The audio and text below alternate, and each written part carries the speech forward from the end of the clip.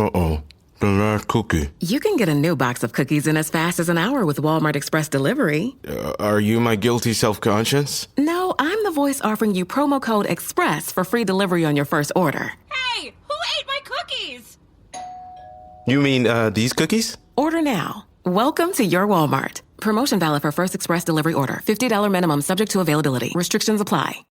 This episode is brought to you by State Farm. From your morning podcast to your afternoon playlist, State Farm knows you personalize your entire day. And that's why State Farm helps you personalize your insurance with the State Farm Personal Price Plan. It offers coverage options that help protect what you care about most at an affordable price just for you. Like a good neighbor, State Farm is there. Prices vary by state. Options selected by customer. Availability and eligibility may vary. Hey everybody, welcome to the Single Tracks Podcast. My name is Jeff, and today my guest is Tom Schoen. Tom is the CEO of First Journey Trails, a trail building company based in British Columbia. He's also the director of the Williams Lake Cycling Club, the Aboriginal Youth Mountain Bike Program, and is the president of the Cariboo Mountain Bike Consortium. Thanks for joining me, Tom. Absolutely. Thanks for having me. I've enjoyed your podcast for a long time, and I really love the magazine. So I appreciate you having me on. Greetings from British Columbia. Yes. Well, so tell us, how long have you been building mountain bike trails professionally? How'd you get started? I've been building mountain bike trails professionally for 18 years now. I started my company 18 years ago, but my trail building background goes back a little further. I lived in a very small community in the Cariboo Mountains here in BC's interior, an old historic mining town that's well known for hiking, mountaineering, especially snowmobiling. It's called Wells, BC. And I was the president of the Wells and Area Trail Society. So my journey into trails and trail development started by running a professional crew as a volunteer myself. And I really developed a love for volunteering out in nature, trail building. A lot of it was snowmobile trails. So we cut more corridors than actual shovels on the ground. But I really learned how to use a chainsaw, and I developed this love for being out in the mountains, in the forest, and just creating something that most people then enjoy during the winter time. So from that, I transitioned into starting a professional trail building outfit. And it was relatively early in the days of our industry. There were a couple big outfits around, of course, developing bike parks. The Whistler Bike Park got started back then. But I was one of the first companies north of the Whistler, Squamish, North Vancouver corridor who really dove into it full time. Yeah. How were people building trails before there were these professional trail builders? Like, was it all volunteer led, or like, were people building unofficially, or was it government? Like, who were the trail builders before this? It was partially government, more provincial government, BC Parks, for example, here in the province of British Columbia.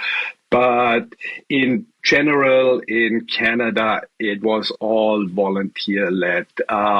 Very few of those trails were sanctioned. Now we're working hand in hand with recreation sites and trails too when it comes to trail development. But back then it was really volunteer led. That was the group of passionate builders and riders who got our industry started. They really formed this foundation. Yeah, interesting. I'm curious too about that stage where it was volunteers and some government. Like, were there a lot of best practices? I mean, I guess as an individual, you could probably kind of learn stuff over time, but how did people like pass that knowledge around if there weren't these like professional companies?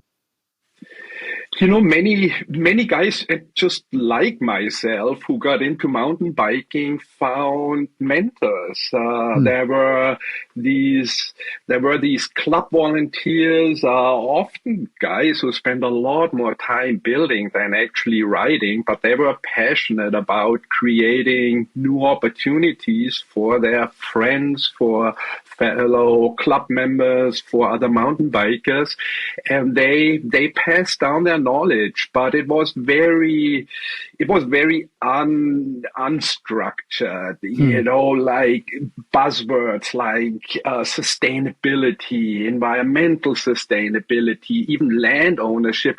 That just wasn't so much on our radar. If on a Friday evening we decided, man, we want to create something new, we picked up our tools, a chainsaw and a shovel and a pick, and Saturday morning we were out building. That's really how it started, especially here in BC's interior, where we have less of a population density, where it was all very rogue, very unsanctioned, and it slowly transitioned where we absolutely realized we have to follow rules. Yeah. Okay, so you mentioned that you got interested in trail building as a volunteer. Were you a mountain biker at the time, or did you start out as a snowmobiler, hiker kind of person? My big sport was paragliding. I'm one of the original paragliders in the world. I started in Bavaria, in the Alps, in Germany, where I'm originally from. Oh, wow. And actually, that's something that brought me to North America. I did a massive paragliding expedition from Seattle all the way up to Anchorage. And first descended a lot of mountains. So no, I wasn't a mountain biker to get started with. And then after my immigration to British Columbia, there were so many hobbies, so many sports I pursued, from kayaking to paragliding and skiing. I was always reluctant to pick up another hobby and get on a mountain bike. But honestly, living in BC's interior in Williams Lake, it's such a mountain bike community. It's such a hub for mountain biking that you really can't avoid it. All my friends, all my peers were mountain bikers. So I started riding, but it took me a while to get into it. I was definitely building more than I was riding to start out with.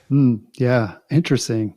And I guess you don't really need trails for paragliding, although is there any building involved with that? Like, do you have a clear landing, or not landing, but takeoff spots? Is that part of it? We do clean up launch sites a bit, but it's a bit of brush cutting. Most sites are there, and we improve them within a couple of hours of taking a few small trees down, that sort of thing. Yeah. Okay, gotcha. Yeah. Well, so in terms of trail building, obviously there's a lot involved there. There's like the planning and before the planning even, there's like approvals and things, and then there's the design and then the build itself.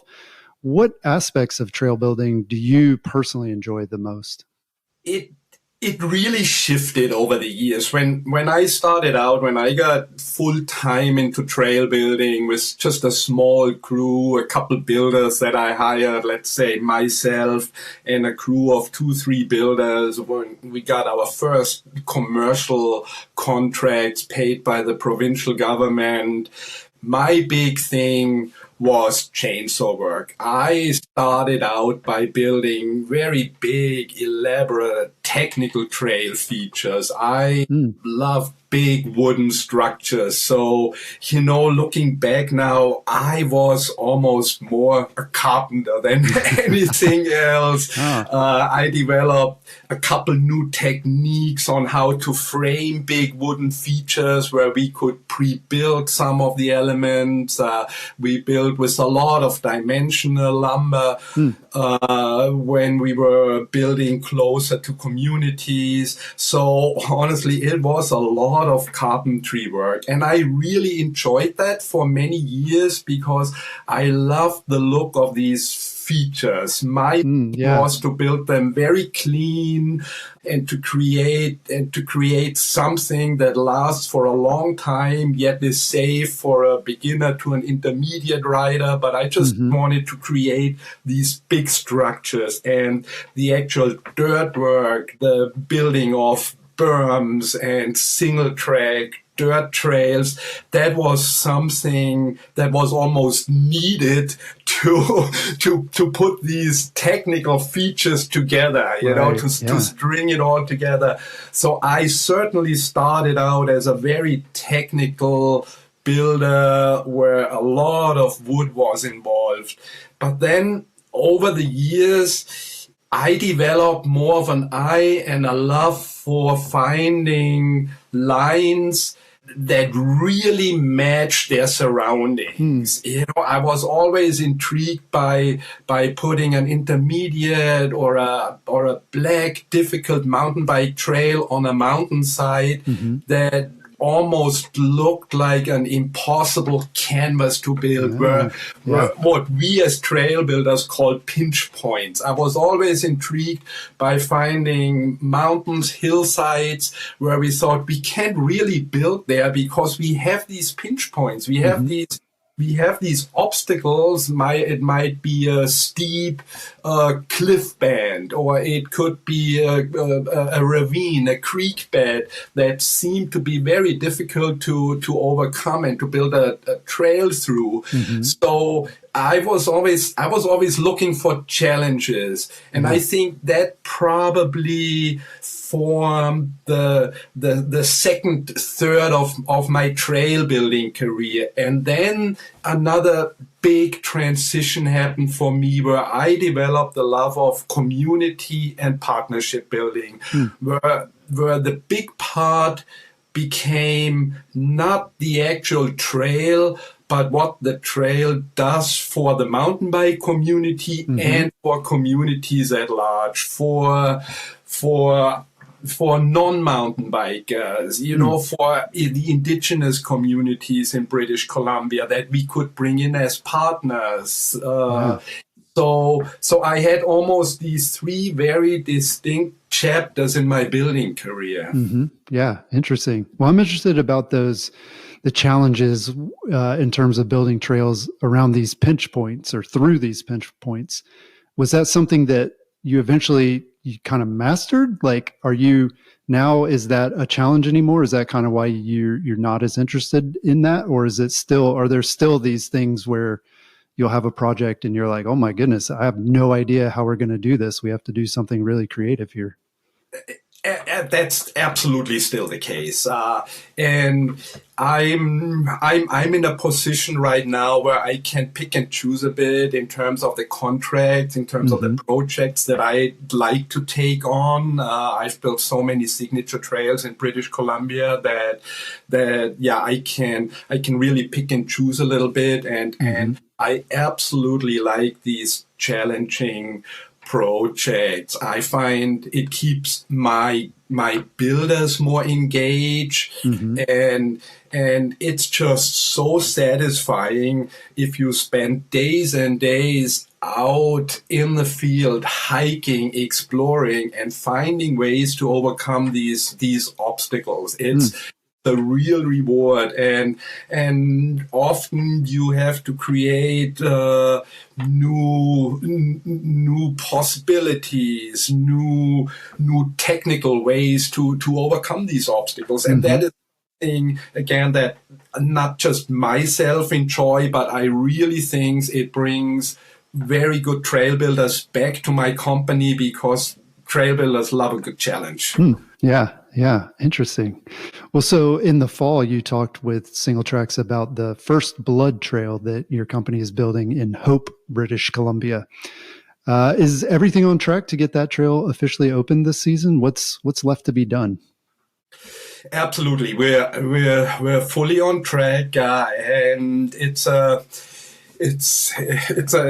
really good question, because it builds upon what we just talked. Like Hope BC in 18 years of trail building was absolutely my most challenging project. We had weeks where we had up to 17 super highly skilled, experienced trail builders working on the same trail. Wow. I've never experienced that, but it was so difficult to build where the community wanted to see a trail, where land ownership was open to us building. This trail was built in the community forest. When we first started exploring it myself together with my planner Adele, we thought it's absolutely not possible. We discussed it with the community, with our clients, and we said we have to find a different location. You simply cannot build a top to bottom trail here. There were cliff bands. There was so much water runoff. It's an extremely steep northern slope. And we thought it's just absolutely not possible. But I brought some good builders into this project, a couple amazing subcontractors, guys who build other signature trails across BC.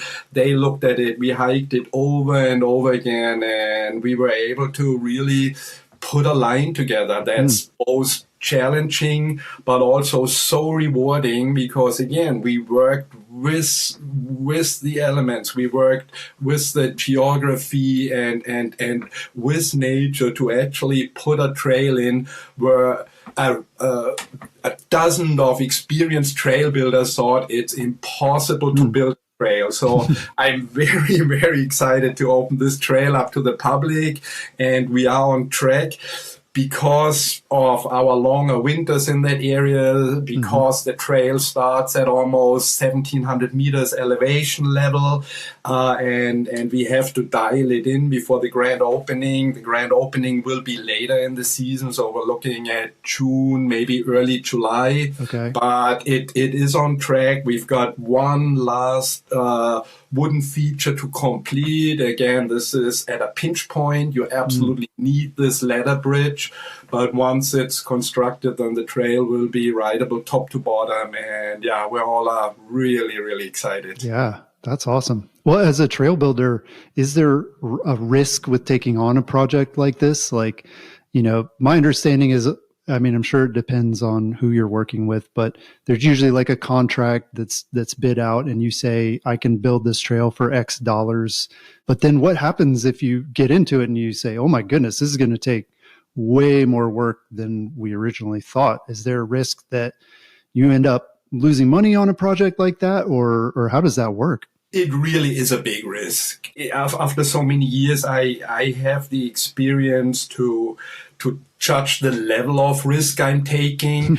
But I knew when it comes to First Blood, this new black downhill trail in Hope, the risk was high.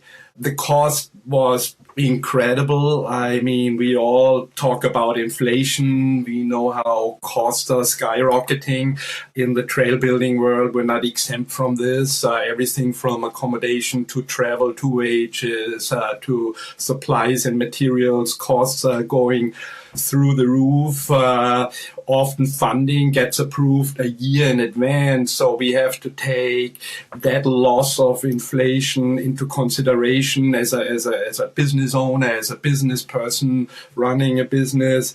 So I absolutely realized this trail in particular was a big risk, and I can tell you I had a lot of sleepless nights. But it was a huge challenge, and in a way I was honored that I had the opportunity to take on this project. I know a lot of people will be riding this trail. It might be the highlight of my trail building career. So I jumped into it and I took on that risk, but absolutely it was a big risk, and I certainly could have lost money on that trail. Yeah. Wow, interesting. So your company has built a lot of blue rated sort of flow trails over the years, but in that interview, it sounded like you were seeing increased demand for more technical trails. Do you think that's just a thing in BC, or do you think this is riders all over that are looking for these like more challenging trails to ride? I think that trend is not limited to British Columbia. I see that in the United States. I travel to mountain bike, and I see this trend developing more and more as our industry progresses, as mountain bike is changing. Our bikes are getting better. The skill level is coming up. More and more people are taking courses, workshops.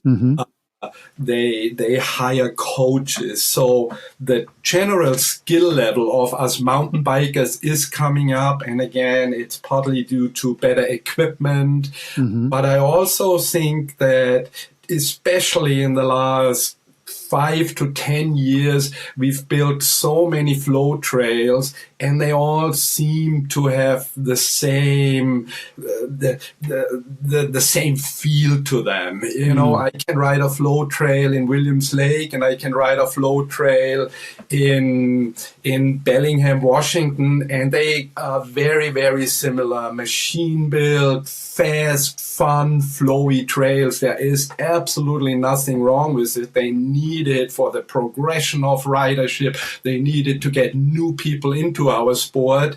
But at the same time, even guys my age, if I travel with my partner, we both are still getting better in mountain biking. And at some point, yes, we love that 1 hour on your local flow trail to get a sense of the area that we're visiting, to get a feel for the trail network. But then if we spend day 2, day 3 in a mountain bike community, we're looking for something different. We're looking for something a little bit more challenging. We're looking for something that maybe we're going to push our bikes back up to try take a second run at an obstacle, at a technical trail feature. And I see this happening all over. This is a trend that we as builders have been observing over the last few years. Yeah, interesting. Well, it sounds like you're saying that flow trails, I mean, they're all pretty similar. Like there's not as much room for creativity or even for using some of the like natural elements. I mean, like for me, in my area in the Southeast, a technical trail is going to have lots of roots and trees. Whereas if I ride somewhere out west, it's going to be these like rock formations and different things. So yeah, it sounds like you're saying more difficult trails, you can get more of the like uniqueness of the area out of those. Is that fair to say? That's very fair to say. I think that really captures it. Yeah, you get to know an area better by riding more technical trails. And that's partly due to where they are located. There is a tendency for flow trails to be closer to communities, so the experience with and in nature might not exactly be the same than being on a flow trail. I would say in general, it really comes down to us mountain bikers, how we've developed over the years and how our equipment improved. Yeah. Is it hard to make that argument with your clients sometimes? I mean, it seems like for communities and governments, maybe they're looking at something that's a little more accessible where anybody can ride it. Do you ever get pushback when you say, hey, I think we should do a more difficult trail here? In general, that's the way it used to be. What communities all across North America are recognizing more and more is the need for detailed trail planning. And that's where experienced trail planner like myself, when we develop a new trail network, or if we develop an existing network, if we improve on an existing network, that's where our expertise and our experience comes in, and we create a solid trail network master plan. We need a document that guides mountain biking in a certain area for the next 5 to 10 years. And I can't stretch enough how important the planning phase is, because that's where industry trends goes in. That's why guys like me attend conferences. We talk to our peers. We talk to other mountain bikers. We know what people will be looking for, or at least we think we know what people will be looking for in 2 to 3 years down the road. And then we take that into consideration and build a solid trail plan on that knowledge and make it fit a certain geographic area. We take into consideration the increase on e-mountain biking in a certain area. We take into consideration if there is an upswing in more cross-country oriented trails. Do people want to do longer rides? Do they want to be on their bikes for 2 to 3 hours versus 1 hour, 1.5 hour? So all these considerations needs to go into a solid trail plan, and then this plan helps us to convince funders and clients to build what we think will be needed in years to come. Yeah, that's really interesting. Yeah, I hadn't heard that's changed because, in the past it seems like it was much easier to get like blue and green trails approved. But yeah, it sounds like these stakeholders are starting to recognize that they need to attract a wide range of people and make something, again, nobody's, we enjoy riding our local trails, but the reason we travel is to go ride something that is going to be unique or maybe is even going to be a little more challenging than what we have at home. So that makes a lot of sense. Yeah, absolutely. Yeah. So thinking about sort of all the trails you and your team have been involved in over the past almost 20 years, more than 20 years, which one is your favorite trail to ride as a rider? As a rider, it was a small project, again, in British Columbia's interior, quite remote, a trail called Lost Marbles. We've built a climbing trail and a black downhill trail in partnership with First Nations, with an indigenous communities. It's what I would call a destination trail. It's not a full-on trail network yet. It's something that a group of riders, a group of friends would travel to on a weekend. You'll set up camp. There are a couple of guest ranches in the area that can benefit from mountain bike tourism because people are staying there now. But it's a true destination trail. So you're driving out on this big Fraser Plateau in BC's interior, in the Marble Range. You've got these beautiful mountains with alpine tops overlooking half of the interior plateau. And it's an experience. You go there because you want to spend time with your friends, because you want to camp, because you want to be out in nature. And then you make a day out of one trail, basically. You've got a very long climbing trail.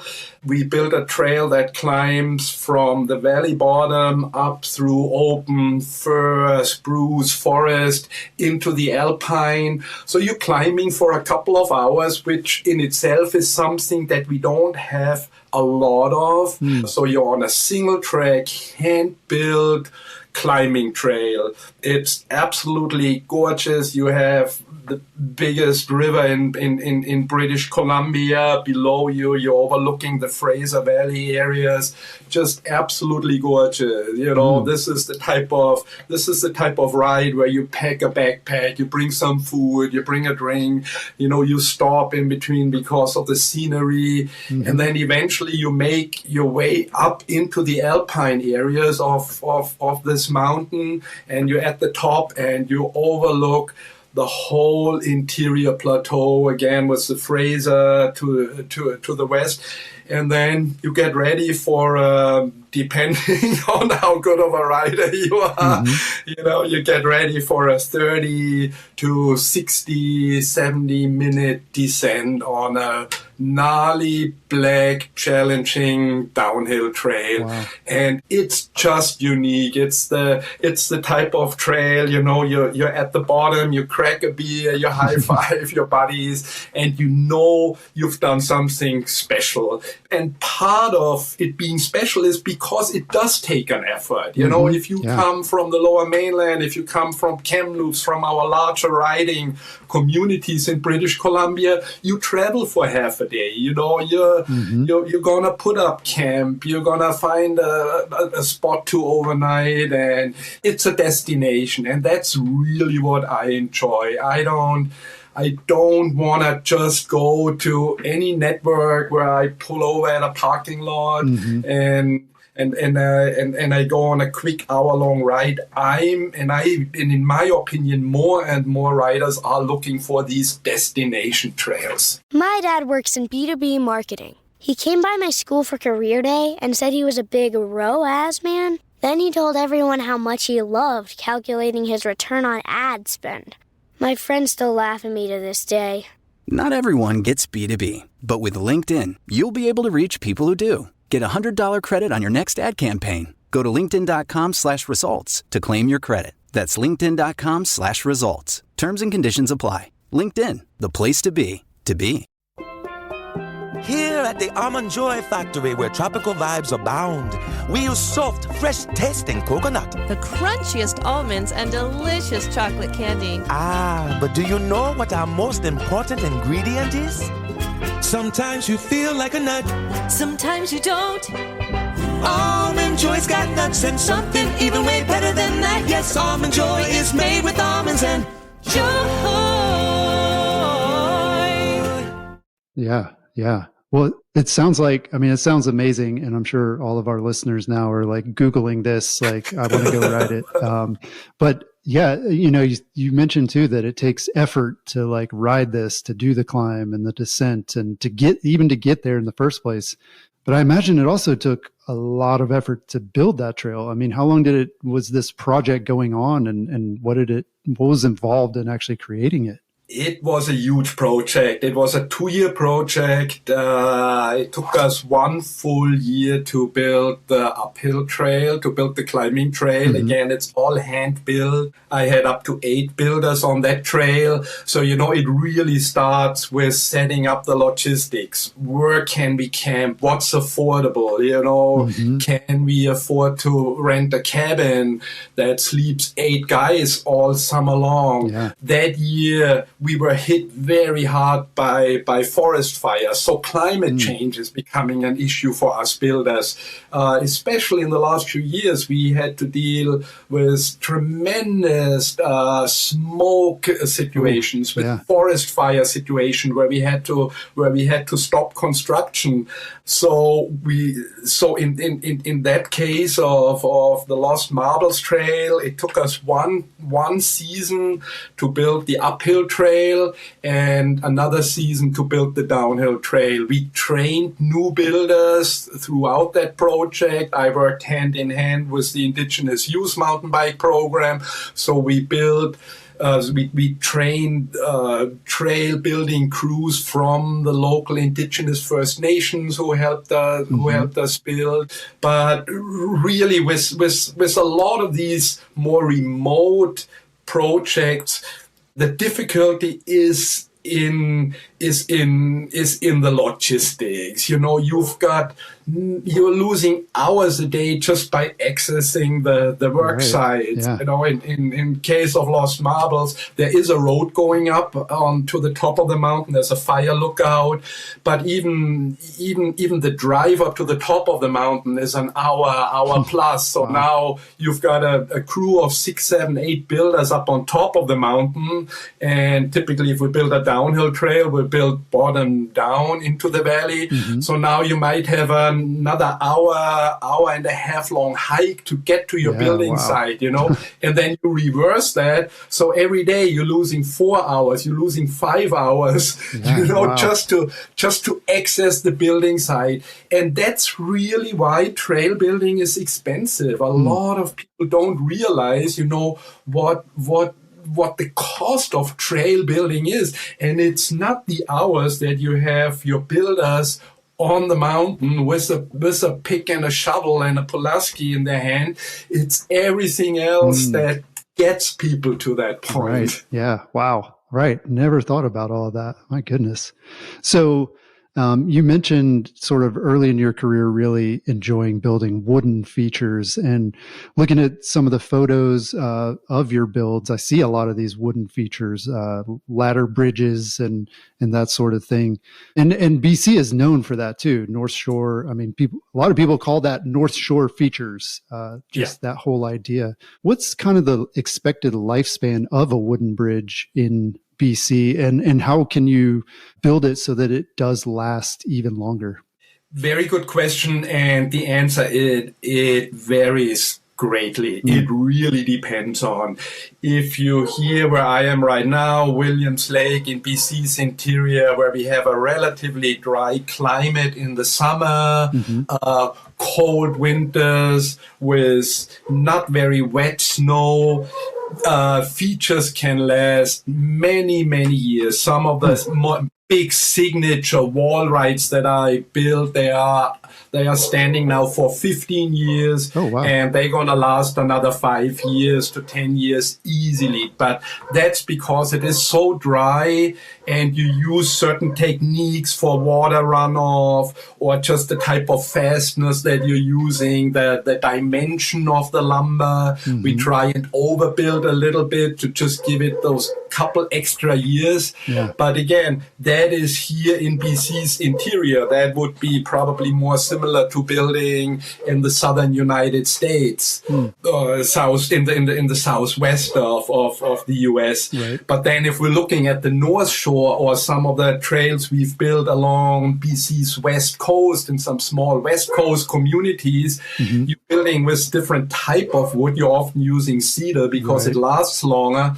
But then still, you might only get 5-6 years out of a feature down there. Wow. You have to replace your decking. And that's a big reason why we're moving away from wooden features in those climate zones where there is just so much maintenance required. Yeah. Yeah. So you try to avoid, say, building a bridge. Like if you don't have to, is that kind of the thinking now? You try to build it into the dirt or even use rocks or things, or how can you avoid using a bridge? Yeah, that's very true. Like when it comes to bridges, often you don't have options. It comes down to very, very careful planning, because especially bridges require maintenance. They're very expensive to construct. Bridges are almost like a standalone feature that you have to look at it from a maintenance, from a cost point of view. But when we're talking technical trail features in general, I would say there is a big move away from it, and that's simply because maintenance is becoming more and more of an issue in all of our trail networks. And I think you can generalize that and say that is true for Canada and the United States. Trail maintenance is becoming very expensive, and we try and minimize that through careful planning and trail design. Yeah. So among the many hats that you wear, you're also a tourism consultant. So I'm curious to know, what do you think makes for a successful mountain bike destination? Is it the trails? Is it the community? Is it the combination of those? What's kind of the most important part of that? I think we saw a huge shift. If you would have asked me that questions 15 years ago, 10 years ago, I would have said it's the quality of trails. It's the type of trails a community has. I will give you a completely different answer now. And I think all about amenities. In my opinion, there are so many amazing mountain bike destinations across North America that starts up in the north from Alaska down to the Yukon. Whitehorse is a prime example, down to through British Columbia, Washington, Oregon, and all the Southwest. I haven't ridden much in the East, I can't speak to that, but all those destinations have amazing trails. What happened there over the last 10, 15 years is absolutely incredible. So we as as tourists, as visiting riders, as mountain bikers, it becomes all about the amenities. Is there a mountain bike culture in a given community? You know, are there good mountain bike shops? How friendly is your local bike shop? Is there a local brewery? How good is the food? How good is your coffee shop? And then, of course, from those type of amenities, it transitions into trail amenities. How welcoming is your parking lot? How good is your signage? I mean, so many of us, we don't want to pull out our phone at every intersection. You know, it's nice to have routes in mind. If I travel, and I will be going to Sedona in a couple of weeks here. So when I go down there, I'm looking for great signage, good infrastructure at the parking lots. You know, are there facilities, outhouses? How good is the camping? Can I go dispersed camping, or do I have to spend $60 a night at a campsite? So in my mind, it now is all coming down to mountain bike culture, because we mountain bikers like to meet other mountain bikers. We like to engage. If I have a beer at a brewery, I want to ask the guy sitting next to me, how was your ride today? But it's also about good food. It's about good accommodation and just the general vibe of a community. Yeah.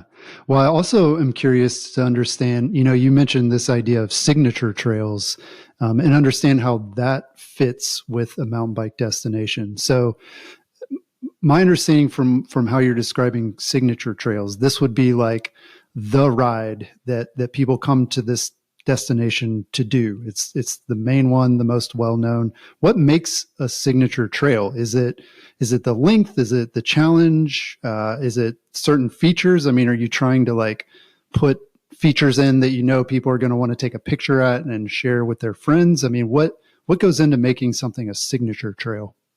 A signature trail should absolutely highlight the riding destination. There's gotta be something. There's gotta be a hook there. There's gotta be something that brings a rider to a community, and when he rides a signature trail, he knows I am in this community. And the reason could absolutely vary. It's what you mentioned. It could be amazing vistas. You know, you're riding along this ridge line overlooking a stunning lake. You're up in the Alpine. You're riding an Alpine trail that's only accessible 3 months out of the season because you're so high up. It could be a unique feature, an incredible rock roll, a rock drop, you know, because my mind's going to Sedona, I'm thinking of the white line, you know. It doesn't matter if I have the skills to ride the white line, but it is a signature trail. So in my mind, it draws me there. If I go there, at least I want to see it. I want to take a photo. I want to sit there with my partner and watch, as long as I'll see someone riding it, and I'll take this away, because for 15 years I've been watching videos and I'm seeing images in magazines about that particular trail. So it has to have something that doesn't exist anywhere else. And I understand that's not an easy task. That's why not every community has a true signature trail. You really, again, have to do some careful planning and come up with something that's so unique to this particular trail. Well, but it also sounds more attainable for a lot of communities. I feel like, you know, maybe 10 years ago, a lot of destinations were trying to market themselves, and they would tout just how many miles of trail they had. You know, we have 400, we have 500.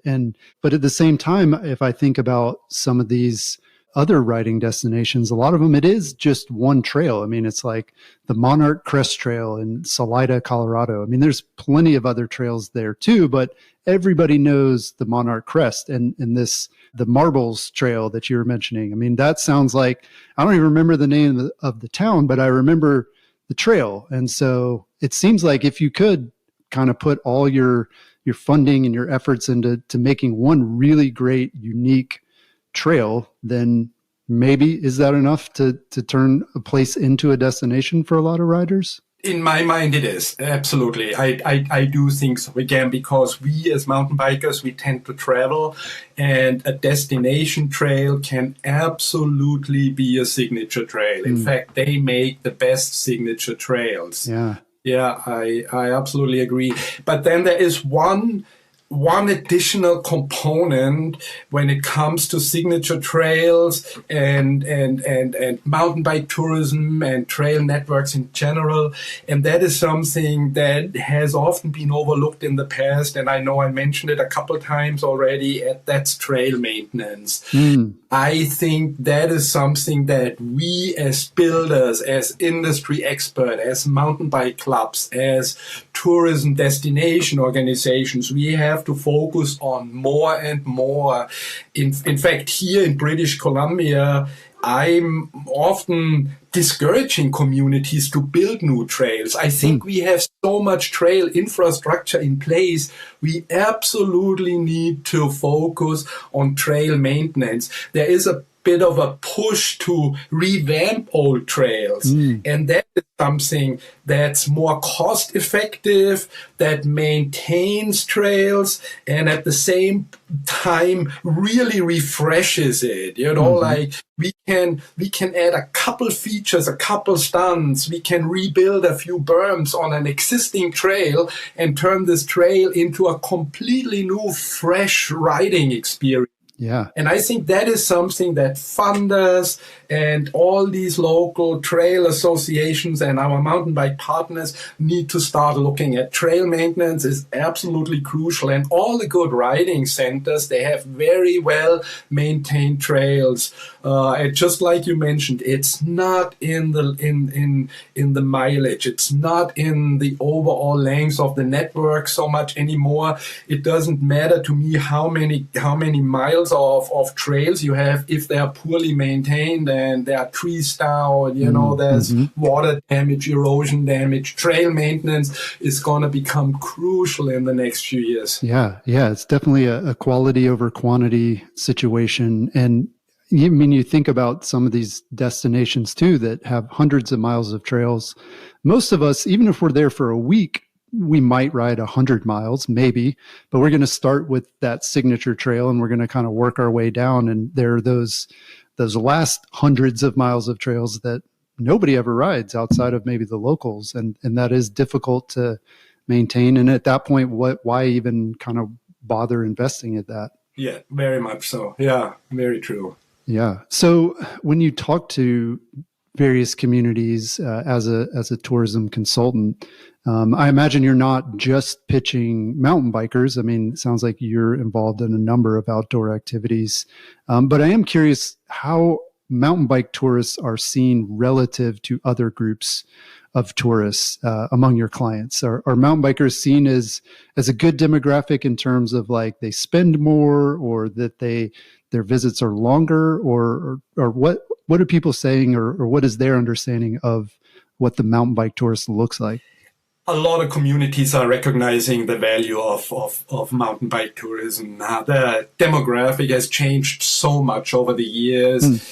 The image of the 22-year-old dirtbag mountain biker on his big downhill bike with a full face helmet, that almost doesn't exist anymore. The perception of mountain bikers has changed tremendously over the years. And I think the same is true for the United States and for Canada.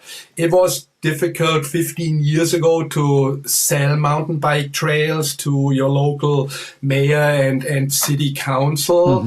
And again, that has changed so much. They recognize many of the traveling mountain bikers are in their 40s, in their 50s. They have disposable income. They are coming to your community because they love outdoor activities, because they want to be fit, they want to stay healthy. And let's be honest, we all ride expensive mountain bikes. You know, we spend money in communities, and that is getting recognized. Yeah. Yeah. What is your perception as mountain bikers? Like, are mountain bikers any more or less sort of demanding of a destination? Like, are they very picky about where they go? And do you have to really work hard to like impress mountain bikers, or do they tend to be pretty easygoing and will kind of ride anywhere? I think for an initial visit, for an initial trip, it's relatively easy to get mountain bikers to your community because we tend to be very open to new experiences. We travel because we want to experience new things. For us, it's so important to ride a new trail and see a new landscape, to see a new forest, to look down to a lake that we haven't seen before. But to get us back, it takes a lot. So I think there is a bit of a disconnect between getting us to a destination for a one-time visit, and then we decide we absolutely love this community. You've got all I can check all the boxes that I'm looking for: good Airbnbs, great camping, you know, good food, a nice brewery. The local bike shop is awesome. If I have an issue with my derailleur, they're gonna fit me in because they know I'm on vacation and they want to make me happy. So I will come back to that destination. You know, if it's a community that has developed what I call mountain bike culture, where you see a lot of riders with mountain bikes on their tailgates, it makes me feel good. It makes me part of the community of mountain bikers. So I will be coming back to your community, and I think that's really what communities, if they want to get into the mountain bike game, have to look at. It's this overarching, this overall sense of mountain bike community building. Yeah, interesting. Well, I want to switch gears a little bit and talk about your work with Aboriginal youth and also First Nations trail building crews. So why did you start teaching trail building and design to First Nations crews? I have to go back a little bit and let everyone know that that's how I started here in British Columbia after I immigrated, working with First Nations, with Indigenous communities as a tourism consultant. And then after years later, 15 years later, when I got into trail building and started my trail building company, I've met my friend and business partner from the Indigenous Youth Mountain Bike Program, Patrick Lucas, and it instantly clicked that there is a connection between Indigenous youth and mountain biking. It's about reconnecting youth to their land, to their surroundings, getting them outside, finding a sport that's non-threatening, that's relatively easy to get into. With an old used mountain bike, you can start riding around your community. Often these youth, they don't have opportunities to get from point A to B. A bike is a beautiful tool to overcome those issues. So it really clicked that building trails will help get Indigenous youth back out on the land and help them reconnect with their land, with their surroundings, and get them excited about something. There is just something very, very rewarding if you build something that you later on use. It doesn't matter if it's a for it as a teenager, as a kid, or if it's a mountain bike trail. If you build it with your own hands, it's rewarding to use it. And both Patrick Lucas and myself, we made this connection between Indigenous youth and mountain biking. Yeah. I mean, do you think does mountain biking is it better even than, I mean, obviously there's other ways you can kind of form that connection. You could go hiking or you could do other sort of outdoor activities. Do you think mountain biking is unique, or is it just like one of many sort of paths that help people connect to the land in that way? It's unique in the sense that it opens up more areas of the youth's territory to explore. Mm-hmm. It's, you know, the only other option in my mind would be motorized travel. And that's often just not achievable because of the cost of fuel, because of the cost of a dirt bike or an ATV. So in order to cover more ground, to get deeper into your territory, to your fishing spots, to your berry picking spots, a mountain bike is a really, really good tool. And yet at the same time, it challenges you to become better. Yes, you could make an argument for trail running, for cross-country skiing, for snowshoeing, for hiking, but it's less sexy, you know, like there's just something about mountain biking that's attractive and that makes it a little bit of an easier sell. Yeah, it's definitely more exciting. I mean, I know with my own kids, hiking is the last thing that they want to do. And so, yeah, if you can move a little faster and add a little more excitement into it, then yeah, that seems to be a better hook for sure. Yeah. Yeah. So tell us, what's the next big thing for you and for trail development in British Columbia? Well, really, what's on my focus right now is opening up the downhill trail in Hope, First Blood. Finish that trail, get it all dialed in for a big grand opening event. And then on a provincial level, what I see is just the building of more partnerships between non-Indigenous mountain bikers and Indigenous communities. We have to focus on trail maintenance heavily and then get people out on the land. Like that's really what it's all about. I'm focusing with my company more and more on trail planning because I think that is so important and people are recognizing the importance of really careful future trail planning. That's what helps us to secure funding for future trail projects because it's a well-planned, thought-out project. So business-wise, that's where I'm heading more and more is the trail planning side of things. And then we constantly have to adapt. We have to adapt to the growing segment of e-mountain bikes. We have to adapt to the growing segment of people who want to do longer cross-country rides, more climbing. So there is this constant shift that keeps it fresh and makes it interesting for people who work in my industry. Yeah, very cool. Well, Tom, it was so great talking to you. Thanks for sharing your story and for all that you're doing to build and advocate for mountain bikers and all the trails that we ride. Thank you. Thank you, Jeff. I really appreciate your interest in what I'm doing. Thank you. Well, you can learn more and connect with Tom and First Journey Trails at firstjourneytrails.com. We'll have that link in the show notes. That's all we've got this time. We'll talk to you again next time.